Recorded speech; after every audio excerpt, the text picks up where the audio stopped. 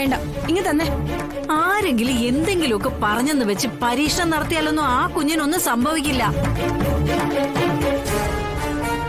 അതിന് ജനിക്കാൻ യോഗമുണ്ടോ അത് ഈ ഭൂമിയിൽ ജനിച്ചിരിക്കും. എന്നെ കൊന്നിട്ടായാലും ഞാൻ ഇതിനെ കൊന്നിരിക്കും.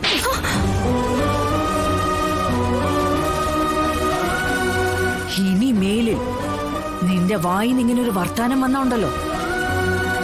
എടി, അഹങ്കാരവും വിവരമില്ലായ്മയാണ് നിന്റെ ഇപ്പോഴത്തെ പ്രശ്നം.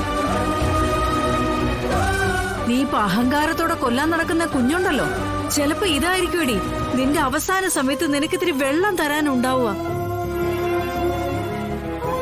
കുഞ്ഞുങ്ങളെന്ന് പറഞ്ഞ ദൈവത്തിന്റെ മാലാഖമാരാ. ഈശ്വരന്റെ അനുഗ്രഹം ആവോളം കിട്ടിയിരിക്കുന്നവര്. അവര് ജീവിക്കും. നിന്റെ മുന്നിൽ നിനക്ക് ചോദ്യചിഹ്നമായിട്ട് തന്നെ ജീവിക്കും. അപ്പൊ നിന്റെ അവസ്ഥ എന്താണെന്നറിയണ്ടേ? നീ കൊല്ലാൻ നോക്കിയ കുഞ്ഞിനെ നോക്കി ജീവിതകാലം മുഴുവൻ കരഞ്ഞ് ജീവിക്കേണ്ടി വരും.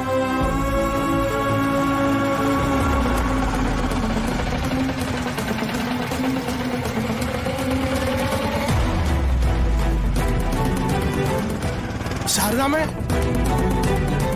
ശാരദാമേ. കുറുപ്പ് സാറാ,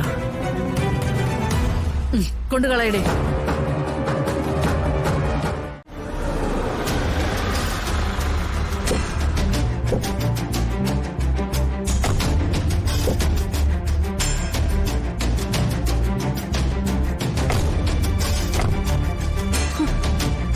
ശാലിനി അകത്തുണ്ട് മാഡം.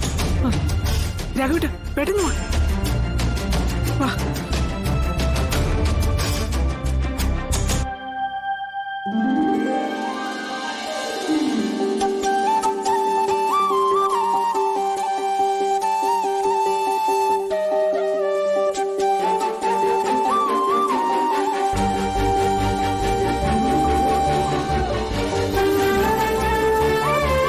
വിഷ്ണുട്ടാ,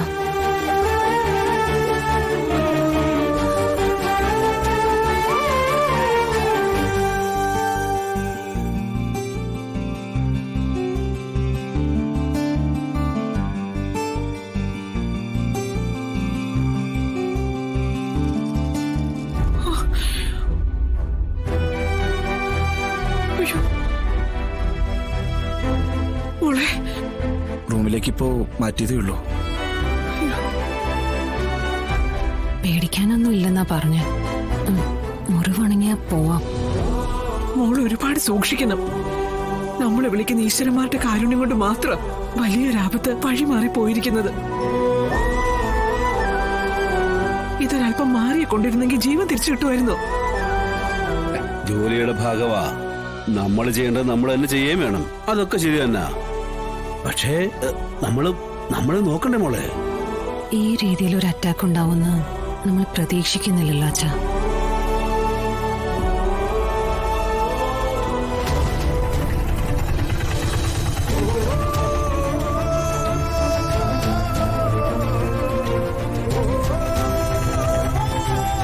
ആരാ വെടിവെച്ചത്? അവനെ കിട്ടിയിരുന്നോ? ഇല്ലെന്നാ അറിഞ്ഞേ.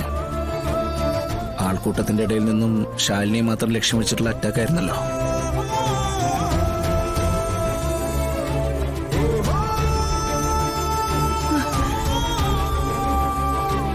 മോളെ,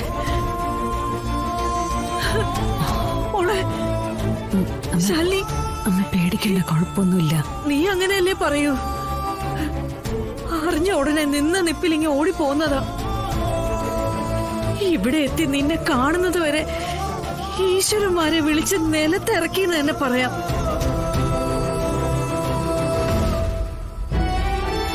വെടിയേറ്റു എന്നൊക്കെ കേൾക്കുമ്പോ നമ്മൾ അമ്മമാർക്ക് സഹിക്കാൻ പറ്റുമോ സത്യമേ? ചുമതലകളോ? ആ ഹോട്ടലിൽ നിന്ന് മില്ലിൽ നിന്നൊക്കെ പണം പിരിക്കാൻ പോണെന്നാ പറഞ്ഞിരിക്കുന്നേ.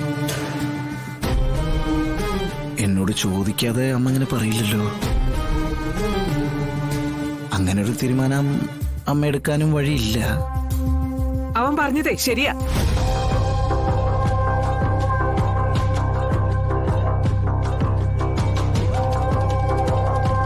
ഇനി മുതലേ നീ ചെയ്തിരുന്ന ജോലി ചെയ്യുന്നത് ഇവനായിരിക്കും. രോഹിതായിരിക്കും ചെയ്യുന്നത്. ഇനി കണക്കെല്ലാം ഇവൻ നോക്കിയാ മതി. ഇല്ല, ഇതിപ്പോ ഞാൻ തന്നെ അമ്മയോട് പറഞ്ഞ കാര്യങ്ങളല്ലേ. പക്ഷെ അമ്മ അത് സമ്മതിച്ചില്ല. പിന്നെ ഇപ്പൊ ഇങ്ങനെ ഒരു തീരുമാനം എടുത്തെങ്കിൽ അതാദ്യം പറയേണ്ടത് എന്നോടല്ലേ. അതിന്റെ കാരണം എന്നോട് പറഞ്ഞൂടെ? എന്നെ എന്തിനു ഒഴിവാക്കുന്നറിയാനുള്ള അവകാശം എനിക്കില്ലേ? എടാ, നീ പണം കളയുന്നവനാ. നിന്നെ വെച്ച് ഇനി ബിസിനസ് മുന്നോട്ട് കൊണ്ടുപോയാ ഞാൻ വീണ്ടും കടക്കണിയിലാവും. അതുകൊണ്ടേ ഞാനിന്ന് മാറ്റി ചിന്തിച്ചു. അപ്പൊ എന്റെ സേവനം അമ്മയ്ക്കിനി ആവശ്യമില്ലെന്നാണ് പറയുന്നല്ലേ? എല്ലാ അർത്ഥത്തിലും. എടാ, ആരെങ്കിലും സ്ഥാപനം നഷ്ടത്തിലായി കാണാൻ ആഗ്രഹിക്കോ? അല്ലെങ്കിൽ പിന്നെ ആതൊരു സേവനം ചെയ്യണം, മറ്റുള്ളവരെ നന്നാക്കാൻ വേണ്ടി. അങ്ങനെ പണം കളയുന്ന പരിപാടികൾക്ക് നീ ബെസ്റ്റാ. തൽക്കാലം അങ്ങനെ ഒരു പരിപാടി ഞാൻ ആലോചിക്കാത്തതുകൊണ്ട് രോഹിത് ചെയ്യേണ്ട കാര്യങ്ങളൊക്കെ ബിസിനസ്സേ മെച്ചപ്പെടുത്താൻ പറ്റുമെന്ന് ഞാനൊന്ന് നോക്കട്ടെ.